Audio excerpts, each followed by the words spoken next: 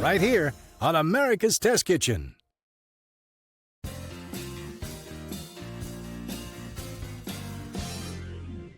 Around these parts, ATK is affectionately known as Turkey Central. And I'm not talking about my coworkers. I'm talking about the vast amount of turkey recipes that we have produced over the years. We're always coming out with more because we know that one size does not fit all when it comes to turkey. And we also like to take a look back and see how to freshen up our older recipes. Well, Keith is here, and he's going to tell us how we refreshed a fan favorite. Yeah, so Lon developed a turkey recipe 6 or 7 years ago. Great recipe, a recipe that I use for my Thanksgiving dinner. Awesome, classic turkey and gravy. But we have people repeatedly asking us, how can we add flavor to that turkey recipe? So we went back into the kitchen to answer that question. And that answer was an herb paste. So I'm going to start over here, and I have 3/4 cup of fresh parsley. I'm going to put that into our food processor. I also have a 1/4 cup of dried herbs de Provence, and that's really the backbone of this herb paste. I'm also going to add 2 tablespoons of vegetable oil, 2 teaspoons of lemon zest, 2 teaspoons of garlic powder, and a 1/2 teaspoon of black pepper. Now I'm just going to buzz this for 30 seconds until everything is finely ground. Excellent. That looks great. We're going to use this herb paste in a couple of different ways. The first way is we're going to take a 1/4 cup of this. Oh, I got a waft of that. That's really nice. To the herb paste, I'm going to add some salt and sugar. We're going to rub this underneath the skin of the bird, season the flesh, but also carry some of those herb flavors into the flesh as well. So I have a 1/4 cup of the herb paste, 1/4 cup of kosher salt, 4 teaspoons of sugar. Mix that together. I think that is good. So now for our turkey, I'm going to need to separate that skin from the meat in order to get that salt in there. So let's do that. I have a 14-pound turkey here, and I'm just going to start with the breast. That's the easiest place to start. I'm just going to work my fingers in there to break that membrane that is between the flesh and the skin. Making sure that I leave the skin intact right here on that keel bone. Right. Because if not, everything will peel back. So you want to make sure you have an anchor still. Okay, so that is our breast meat. Now I'm going to do the legs. So sometimes if you hold onto the skin and push the leg backwards like that, it'll help separate it. Okay, that's great. Now for our salt. I'm going to start with both sides of the breast. I'm going to put 2 tablespoons on either side. Okay. Now, there are many ways you can do this. You can empty the salt into your hand and try to get your hand in there. I find it easier just to take the tablespoon and put it in there and get it back as far as you can get. It doesn't have to be all the way back because you can massage the salt down. Right. So as long as you get it about halfway back, I think that's pretty good. So I'm just going to take that and smooth it back with my hands, rub that salt in there. You can get your hands underneath as well. Make sure we have a nice coating on the breasts. I'm going to use 4 teaspoons on either leg. Again, just like the breast, once you get it on the top, you can kind of take it with your hands and massage it into that flesh to get a good even distribution. Now I'm just going to take the rest of this and I'm going to put it into the cavity. People think that because there's a lot of bones in there, it doesn't make any sense to salt it, but we're going to be letting this sit for 24 to 48 hours, so that will have plenty of time to work through that bone. Now, that's a well-seasoned bird. So a couple more things. I'm just going to take the wings and give the turkey a half Nelson, tuck those underneath so they're out of the way and they don't burn. And then one more thing, I'm just going to take a piece of twine and I'm going to tie these legs together. I'm not looking to tie the legs together too tight, just want to keep it from splaying out. Gotcha. So I'm just going to transfer that over to a wire rack. We're going to put that in the refrigerator for 24 to 48 hours. The longer, the better. And we're going to leave it uncovered. And what we want that skin to do is dry out. And that's going to mean better browning and better crispness when we roast the turkey. So I'm just going to wash my hands and then I'll transfer that over to the refrigerator. Okay. Our turkey is nicely dried. It's been in the refrigerator uncovered for 24 hours. Now we're going to get ready to roast this, but there's a couple things we're going to do before we put it in the oven. Okay. First thing I want to do is I want to go through and kind of blot any pockets of moisture that I see, making sure that we have dry skin because as we know, moisture is the enemy of browning. That looks great. Now I'm going to take a mixture of vegetable oil. I have 1.5 teaspoons of vegetable oil in here. And I'm going to add a teaspoon of baking powder. Now that baking powder is slightly alkaline. So what that's going to do is it's going to speed up browning. And also because it's slightly alkaline, it will break down some of the proteins and give us a crisper skin. So I'll just stir this into a little slurry, drizzle this over the top. Just make sure we get this on any exposed areas here. And I'll just take a brush. It really doesn't take a lot of that. No, it doesn't need that much. Okay, that looks good. One other thing we're gonna do here is I'm gonna make a foil shield for the white meat. And what that's gonna do is it's gonna protect the white meat and just even out the cooking between the white meat and the dark meat, because we want them to finish cooking at the same time. Right. So I have a piece of foil here. I'm just gonna fold this over. And what we're looking at is, well, home plate or maybe a house. So you're just slowing down the cooking of the breast meat. Exactly. So now we're ready to roast. But I kind of have a special roasting setup over in the oven. I want to show you that. All right. So this is our roasting setup. What I've done is I've put a baking steel in the bottom of our oven. You can also use a baking stone. And I've put the roasting pan on top of that baking steel. And I've preheated the oven to 500 degrees for half an hour. So what we want to do is we want to put a lot of heat into the bottom of that turkey, the dark meat. And that way we'll cook the dark meat and the white meat at the same rate. So I'm just going to take this out of the oven. Kind of superheating the pan. Just going to set that on a wire rack. Now I'm going to take 2 tablespoons of vegetable oil. I'm going to pour that into our roasting pan. You can see how hot that is. It shimmers almost immediately. That's right. Now I'm going to lift the turkey and put that into our roasting pan. Ooh, that's a good sound. Immediate sizzle. Yep. So I'm going to put this back into our oven. I'm going to reduce the oven temperature to 425 degrees. We're going to cook that for 45 minutes. Okay. Okay, it's been 45 minutes. Ooh. So I'm going to take the turkey out. I want to take that foil shield off. Okay. But before I put this back in the oven, I'm going to take some of that herb paste that we made earlier. I'm going to take 1 tablespoon. I'm going to stir it into 2 tablespoons of melted unsalted butter. Now I'm going to take this herb butter, I'm going to brush it all over the turkey. This is going to look beautiful, but the butter is also going to aid with browning. So what we're going to do now is we're going to go back to the oven. We're going to turn the oven temperature down to 325 degrees. We're going to let this finish roasting quite slowly. So what we're looking for is we want the white meat to register 160 degrees. The dark meat will be 175 degrees. That will take anywhere from an hour to an hour and a half. All right.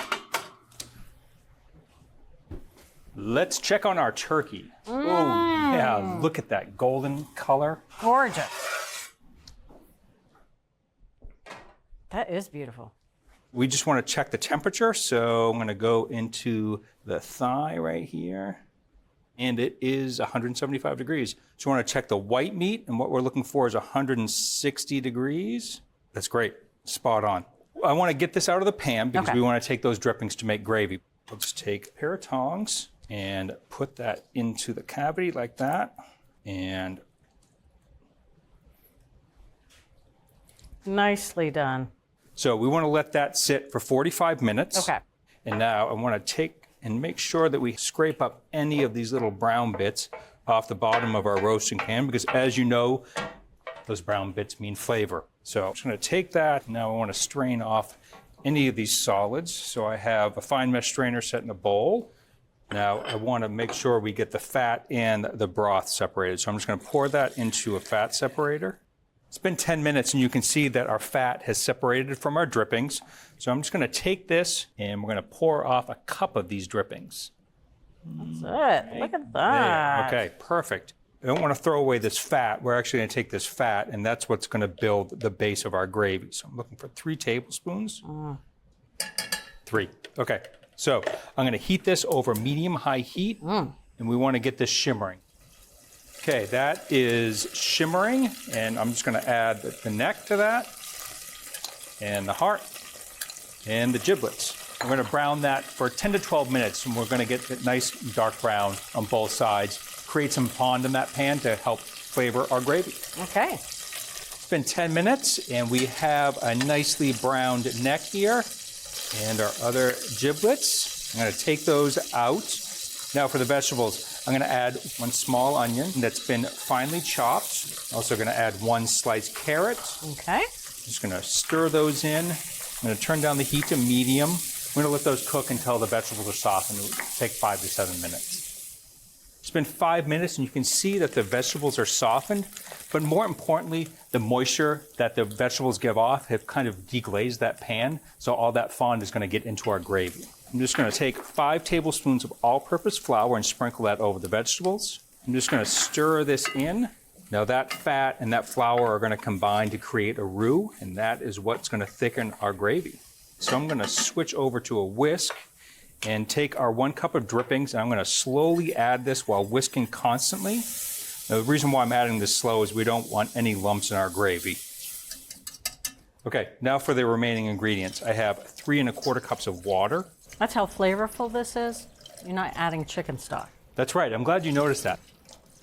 Those drippings do have a lot of flavor, and we don't need to build more flavor with artificial stock. That's great. Also going to add 1/4 cup of white wine, 5 sprigs of fresh parsley, and 2 bay leaves. Now we want to add our browned neck and our giblets back in there because those will add a ton of flavor. So we're just going to bring this up to a simmer until it's nice and thick. Take about 10 minutes. Okay. Gravy has been bubbling away here for 10 minutes and it's nicely thickened. It is beautiful. Looks beautiful, doesn't it? So I'm just going to take the neck out of here before I strain this off. We don't have that splashing around. Pour this into a bowl here. Now, we have a little bit of that herb paste that we made earlier left over, and that is going to flavor our gravy. Very nice. Yeah, I think that really makes it. And I think we are good to go with the gravy. Now we can carve the turkey, and then we can get to eating. It's been 45 minutes. The turkey has fully rested, and now comes my favorite part. Actually, carving the turkey is one of my favorite things to do. Okay, first thing, we want to get rid of this twine here to free up our legs. Set that aside. Now I start with the legs, and I just cut that skin in between the breast and the leg slowly. Now I can see the leg joint, and I take that and snap it back like that, and then cut right through there like so. Fantastic. So now that I have my legs, I'm going to take these and carve these before I get into the breast. Okay. So I'm just going to separate the leg from the thigh. So there's a joint right there. Cut right through that joint. One fell swoop. That goes onto our platter like that. What I like to do is I like to take the thigh bone out. Okay, now that we have that thigh bone out, I like to go over to a chef's knife to slice it across the thigh like that. Our thighs and our legs are done, and now we can focus on the breast meat. I start with the keel bone right here, and the bone structure of the turkey is kind of an inverted Y. So you have one bone and it kind of splits out halfway down. So I like to kind of score with the tip of the knife, putting my knife right up against that keel bone or the breastbone. Once you start to feel the rib cage, follow that rib cage down there. Now I'm going to take this opportunity to remove the wings. And now I find it easier to remove the wings once I have the breast off because it exposes the wing joint. Nice. A little drumette, a little flat. Okay, now for the breast. Now you can cut this any thickness you want. I find if I cut the slices thicker, I can keep the skin on a little bit better. Right. So I would say 3/4 of an inch, but again, you can cut it as thin or thick as you want. Let's eat this. I'm tired of waiting. I'm crying over here. I'm going to give us a piece of white meat, a piece of dark meat now. Very nice. Gravy? Yes. Yes. There you go. Double the amount of gravy for you? I am going to first tuck into that breast meat because that is the test, right, of a great recipe. The meat itself is still really, really juicy. It is like an herb explosion. But the lemon also comes out, just 2 teaspoons of lemon zest, and it comes out just a little bit, just a hint at the end. Complements those herbs nicely. Beautifully cooked. Super flavorful. This gravy, spectacular. It's silky. It's full of flavor. Really, really rich turkey flavor. But the herbs just brighten it up right at the end as well. And you know what I really appreciate too is the flavor profile of this. Herbs de Provence, absolutely beautiful. Goes really well with the turkey. Yeah, and if you don't like herbs of Provence or lemon, we have a couple of other herb pastes that you can find online. We have one that has fenugreek and sage. We also have one that has thyme and fennel. Sounds great. You can find all that on our website. Keith, the turkey is fantastic. Thank you so much. You're so welcome. If you want to wake up your turkey game this Thanksgiving, rub an herb paste under the turkey skin before refrigerating overnight. Place the turkey on a preheated roasting pan and then roast it on a baking steel. And finally, stir the remaining herb paste right into the gravy. So from America's Test Kitchen, it's roast turkey and gravy with herbs de Provence and lemon. Where's the stuffing? That's next year. Next segment.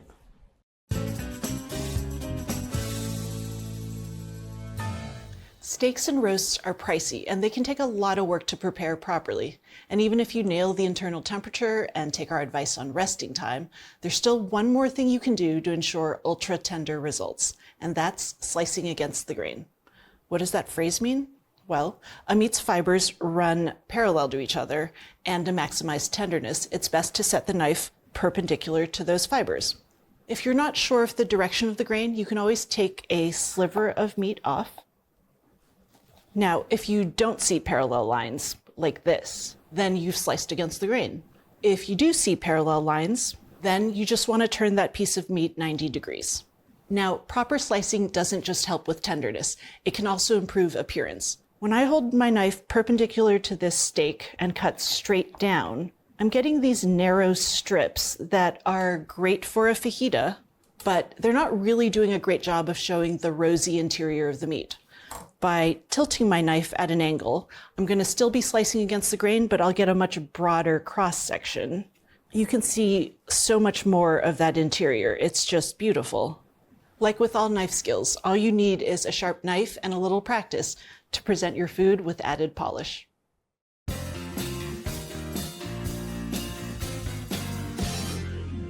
There's no shortage of opinions when it comes to the Thanksgiving meal. Some people like dark meat, others prefer white. Some people like whole berry cranberry sauce, others the jelly from the can. And when it comes to the stuffing, there's the soft, steamy kind that's kind of like bread pudding. And then there's the rustic kind that absorbs all the gravy, which is the kind that Erin's going to show us how to make today. I certainly am, Julia. I love the steamy version, but I also really love this heartier, kind of rustic version. And it all starts with the bread. Okay. So we can start here. So I have 2 baguettes. They're both 10 ounces each. And I have one already prepped in the bowl, and we're going to prep the other. So first, the ends. And, you know, although we love the crust of the baguette, we found that the bottom was a little too tough. So I'm just going to remove the bottom of the crust. So you just kind of Well, I like how you stand it up. Yeah, stand it up. All right. Now we're just going to tear the rest of this. You want to help me? Sure. Awesome. So we're just going to tear this into bite-sized pieces. So we want this to be rustic, so we're tearing it. We're not cutting it. Yeah. I love this. So now we have our baguette. This is about 12 cups. And now I'm just going to drizzle 3 tablespoons of extra virgin olive oil over it. So now I'm just going to toss it up. Mix that olive oil around. Now we're going to transfer them to a rim baking sheet. There we are. Just spread these out into an even layer. So now we're gonna toast them. So I'm gonna put these into a 450-degree oven on the upper middle rack, and we're gonna toast them for about 10 minutes. I'm gonna stir it halfway through. We want the edges to be lightly brown and crisp and still chewy in the center. It's coming together, Julia. This is the first stage. Gorgeous. So it's lightly browned. You'll find that it's crispy on the outside and Yeah. chewy on the inside, which is what we want. We want that very texture. So I have 2 cups of chicken broth here. I'm gonna add it right to the pan while it's warm. And the bread is going to absorb this and soak it up, but it's not going to be soggy. Okay. It's just going to be moist, and I'm just going to stir it up a little bit. So now over here, we're going to go with the more traditional flavors. So I'm going to melt 2 tablespoons of unsalted butter in a 10-inch skillet over medium heat. Our butter's melted. Now we're going to add 3 stalks of celery that I've cut into 1/2-inch pieces. Oh, big pieces. Yeah, rustic, hearty. I like Going to it. carry through. And I'm going to add 1 teaspoon of salt, table salt, and a 1/4 teaspoon of ground black pepper. Now we're just going to cook this until the celery begins to soften. Just keep that celery moving. We don't want browning. We just want it to soften. This is going to take about 3 to 5 minutes. Okay, so you can see that the celery is becoming soft. And now I'm going to add onions. So this is 2 large onions I've cut into 1/2-inch pieces as well. So now we're just going to cook this until the onions become softened as well. And then that's going to take about 8 minutes. All right, Julia, so the onions have been cooking for about 8 minutes, and they're softened, they're not browned, and they're looking pretty darn perfect. All right. All right. So now we're going to go and add some herbs. We're going to start with sage. So I'm going to add 3 tablespoons of fresh sage. So I'm just getting rid of the tougher stems. Oh my goodness, it smells so good. It does. I'm just going to finely chop this. We want 3 tablespoons. Now I'm going to add my 3 tablespoons of sage, 1/2 cup of dried cranberries. Oh, yum. Yeah, you need a little dried fruit in your stuffing. Stir this and cook this over medium heat still for just about a minute, just to kind of bloom those flavors. All right, so that's been about a minute. Oh, it's smelling just right. Now we're gonna move back to our bread that's been soaking with the 2 cups of chicken broth. And I'm just gonna transfer this right onto the pan. You might be tempted to just dump it all into this 9x13 pan, but there's really not enough room to actually incorporate all the ingredients very well. And I'm going to just stir this in. So just kind of folding all of those ingredients in. So now I'm just going to transfer this into our 9x13 baking dish. I've buttered this with 1 tablespoon of butter. Okay. Now we're going to spread it into a single even layer. This is very straightforward. Again, just simple. We want this to be like light, fluffy, crispy, chewy, all the good stuff. We are ready to bake, Julia. So we're going to put this into a 450-degree oven on the upper middle rack. We're going to bake it for 20 minutes. Okay. Okay? It smells delicious. Fabulous. Oh, love it. Okay.